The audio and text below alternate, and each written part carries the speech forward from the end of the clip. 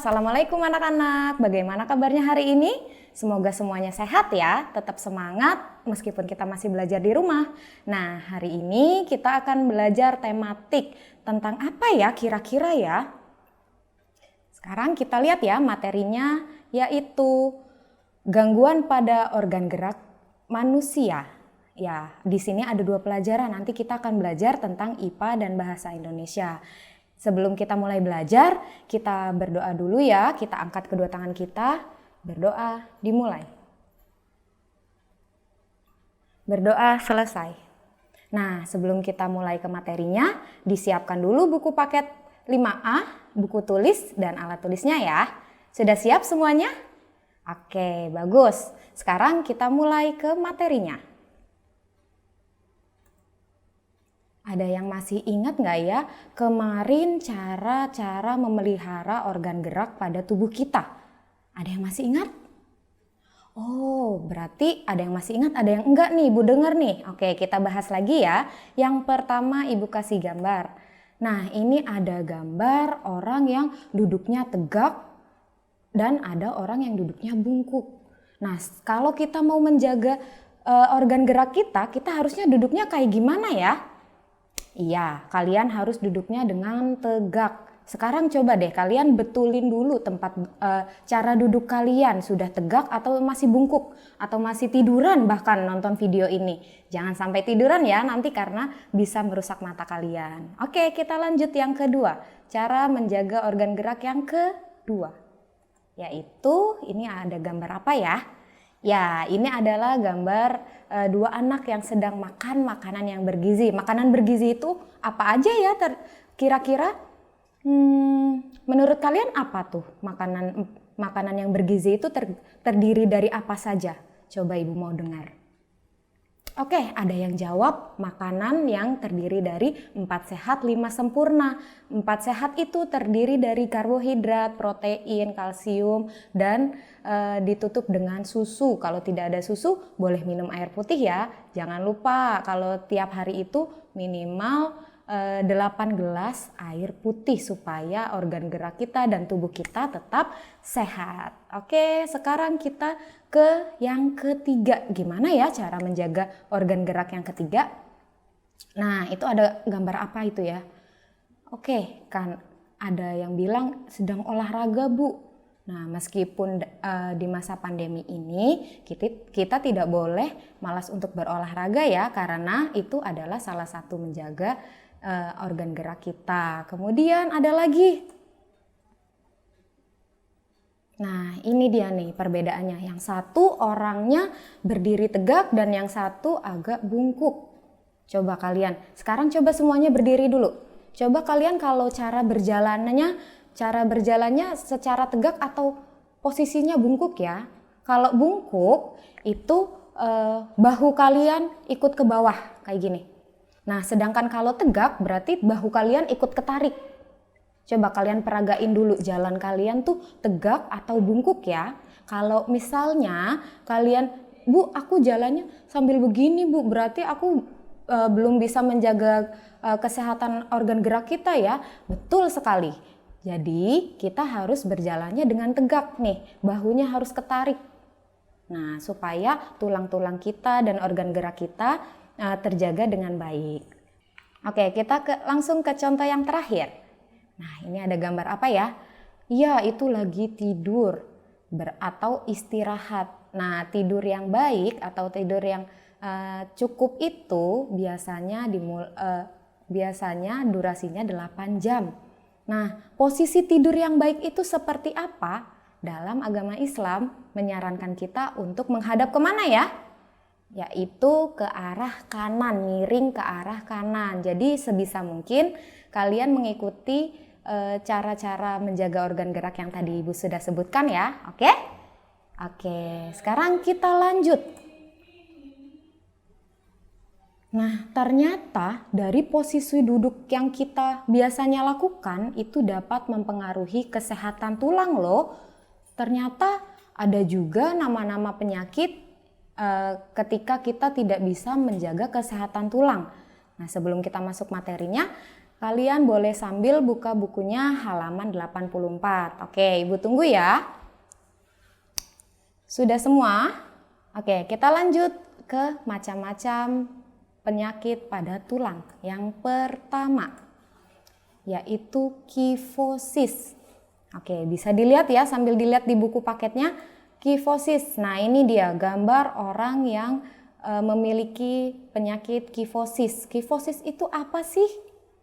Ada yang sudah baca? Oke, kifosis adalah kelainan tulang yang melengkung ke depan. Sehingga kalau orang melengkung ke depan berarti duduknya bungkuk atau bongkok kayak gini tuh. Nah, sedangkan kalau orang yang sehat berarti duduknya secara tegak. Nah, itu bedanya kalau misalnya orang yang dapat menjaga kesehatan organ gerak tubuhnya. Kemudian penyakit yang kedua, lordosis. Apa ya bedanya kifosis sama lordosis? Ada yang tahu? Ada yang sudah baca tadi? Oke, kalau kifosis tadi itu bungkuk, kalau misalnya lordosis itu kebalikan dari bungkuk, jadi agak terlalu tegak. Badannya terlalu tegak, jadi condongnya ke belakang. Kalau tadi kifosis itu kan kita bungkuk, kalau bungkuk ke depan. Kalau sedangkan lordosis itu ke belakang. Jadi tubuhnya lebih ketarik ke belakang, bukan tegak ya. Beda, kalau tegak kan kita begini. Kalau lordosis itu mundur lagi badannya. Nah, itu dia bedanya kifosis dan lordosis. Dan yang terakhir ini ada yang namanya skoliosis atau yang biasanya tulangnya berbentuk S. Kalau duduknya suka miring, nah itu biasanya tulangnya terkena skoliosis atau duduknya secara miring dan tulangnya berbentuk huruf S. Itu dia. Sampai sini ada yang masih bingung? Tidak ya? Oke, sekarang coba kita urutkan lagi macam-macam dari penyakit tulang yang tadi kita udah pelajari ya. Oke, ini dia gambarnya. Oke, di nomor 1 membentuk huruf apa ya? Tepat sekali, kalau nomor 1 itu membentuk huruf S duduknya. Berarti nama penyakitnya adalah skoliosis. Nah, yang kedua nih, kalau kedua posisi duduknya bungkuk ke depan. Kalau bungkuk berarti namanya kifosis. Sedangkan yang ketiga bukan bungkuk, lawannya dari bungkuk berarti ketarik ke belakang badannya. Itu namanya lordosis. Sampai sini paham ya? Oke, kita lanjut ke materi selanjutnya. Kalau tadi ada macam-macam penyakit pada tulang. Selain tulang kan alat gerak kita ada yang namanya otot maupun sendi. Nah, ini dia. Kita harus belajar macam-macam penyakit yang ada di tubuh kita supaya kita lebih berhati-hati. Nah, selain itu, ketika kalian melakukan olahraga, pemanasan, itu harus dilakukan dengan hati-hati. Karena apa? Karena akan menimbulkan berbagai penyakit berikut ini. Oke, sambil dibuka bukunya ya, halaman 101. Sudah? Oke, kita lanjut ke penyakit-penyakitnya ada apa saja ya. Nah, penyakit pada gangguan otot. Yang pertama itu ada yang namanya tetanus, yang kedua ada yang namanya kram otot, yang ketiga ada yang namanya terkilir, dan yang terakhir ada yang namanya polio. Oke, sambil dibuka bukunya, sambil dibaca dan didengarkan ibu guru menjelaskan.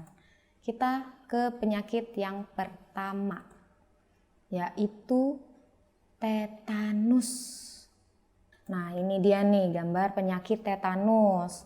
Penyakit tetanus itu terjadi karena ketegangan otot yang terus-menerus dan lukanya itu terinfeksi oleh bakteri Clostridium tetani. Nah, kalau misalnya kalian terkena penyakit tetanus, ada nih beberapa caranya supaya kalian terhindar dari penyakit tetanus. Kalau misalnya kalian terluka, sebisa mungkin lukanya itu dibersihkan dengan air yang mengalir. Kemudian kalau sudah dibersihkan, dikasih obat dan ditutup supaya bakteri-bakterinya tidak masuk.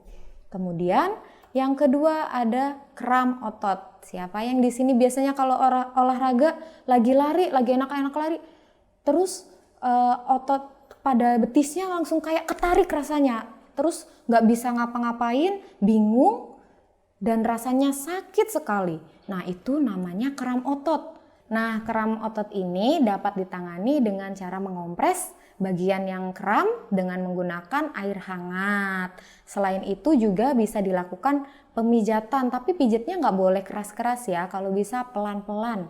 Kalau misalnya udah kena kram otot, biasanya terjadi karena kalau kalian kecapean kalau olahraga. Nah, itu bisa dikompres dulu pakai air hangat. Jangan air panas ya, karena nanti bisa melepuh. Kemudian ada penyakit yang selanjutnya, yaitu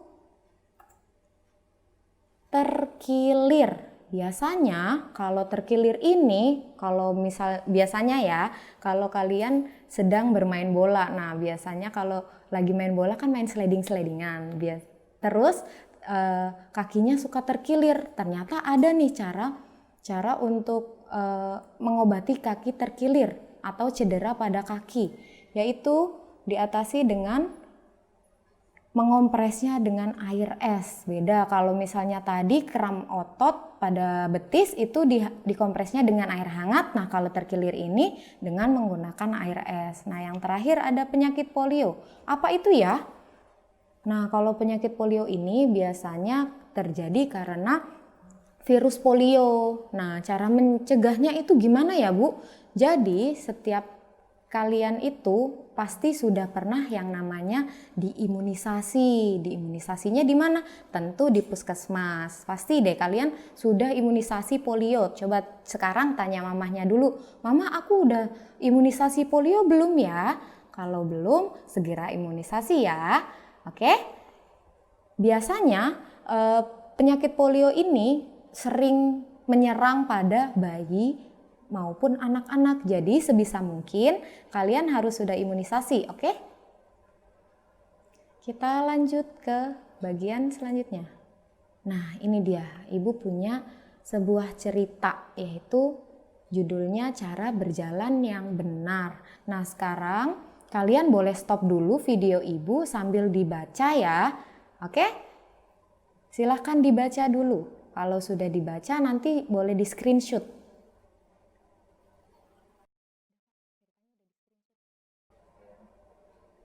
Nah, dari cerita ini tentu saja kalian punya misi atau tugas untuk hari ini, yaitu apa?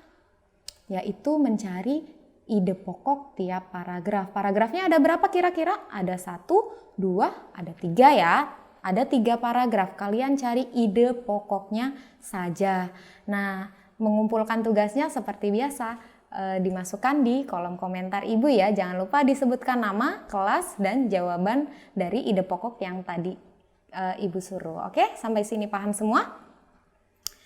Oke, sudah paham ya semuanya ya mengenai materi dan tugas hari ini. Semoga semuanya hari ini belajarnya dengan senang, dengan hati gembira, dan akhir kata, wassalamualaikum warahmatullahi wabarakatuh. Dadah.